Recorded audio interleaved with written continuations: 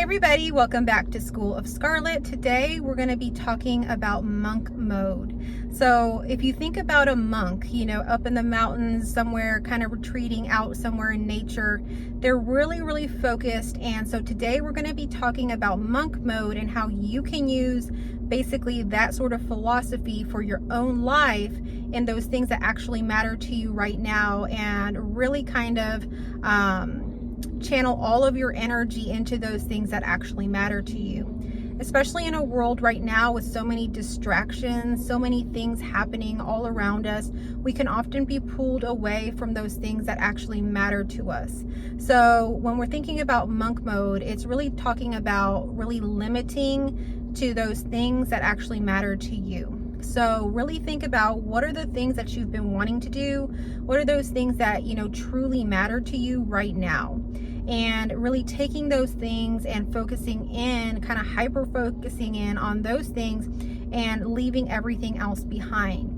One of the things that you can do is to also find a space, create a space if you need to, that is almost like being in that kind of monk-like setting, somewhere quiet, somewhere you can retreat to actually work on the things that you want to work on. So maybe there's things you're wanting to do, but your environment is not conducive to it. It's loud, it's noisy, it's distracting, or it's not clean, or it doesn't feel peaceful, or there's too many people around. So you might need to create a space for yourself that is perfect for you to work and to really focus in on those things that matter to you. So create a space, a beautiful space for you to work that is just like pleasing to your soul, that's peaceful, that allows you to focus in.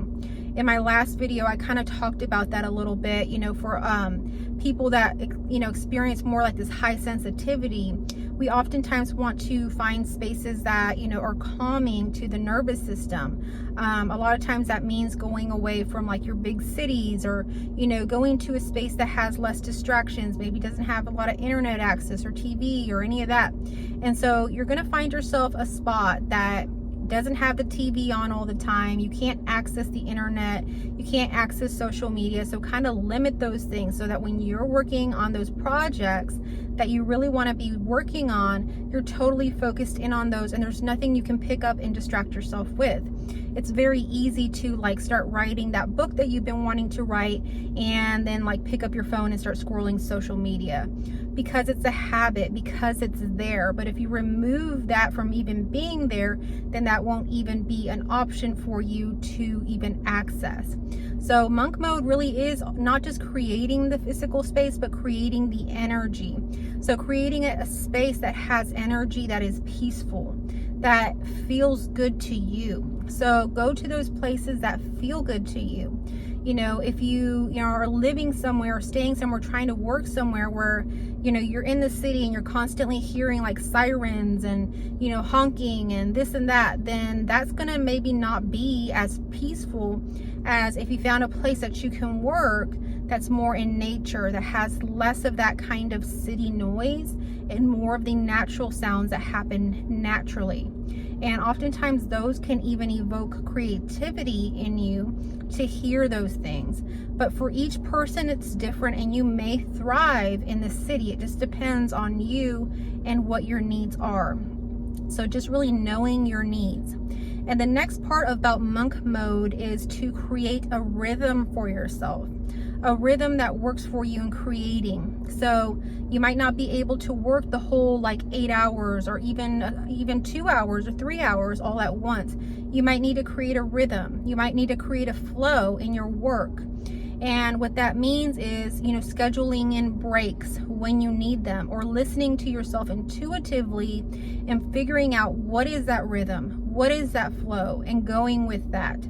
Oftentimes we can be very rigid in thinking that monk mode is more about grinding, is more about really getting something done because we absolutely have to. But it's actually the opposite of that. It's being kind to yourself. It's not grinding, but rather finding that rhythm, finding that energy, finding that place that suits you the best for working, and working with that kind of like in a flow, essentially like in, you know, like a river flow. And so you're flowing maybe in different ways. Maybe you'll take a break here. Maybe you'll, you know, work a little bit more there, or you'll need some time scheduled in for you to take a walk outside, or some time scheduled in for exercise, or some time scheduled in for, you know, you getting that drink or that special juice or whatever it is that you like to have. Make sure that you create a rhythm that is loving, that is, you know, giving yourself the self-care that you need. Because when you take care of all of these aspects that we've talked about here, then you will be kind of at your optimum, you know, for creating and working on that thing, that project that you've been wanting to do. So monk mode is something that really, really does work. And so I encourage you today to take some of the things that we talked about here today and really focus in on those things that you want to create in this monk mode kind of way. So I hope that this message found you well. If it resonated with you, if it helped you in some sort of way, give me a like down below. That really helps out my channel. And if you are new here and you like this sort of content, you like this video, I encourage you to subscribe to my channel to come back for my daily messages. And if you have stayed to the very end and you're a returning viewer, thank you so much for being here. I really do appreciate and love you all. Thank you for your comments, for your likes, for your shares, for your emails, for your support. I truly appreciate it, and I'm wishing you a wonderful weekend.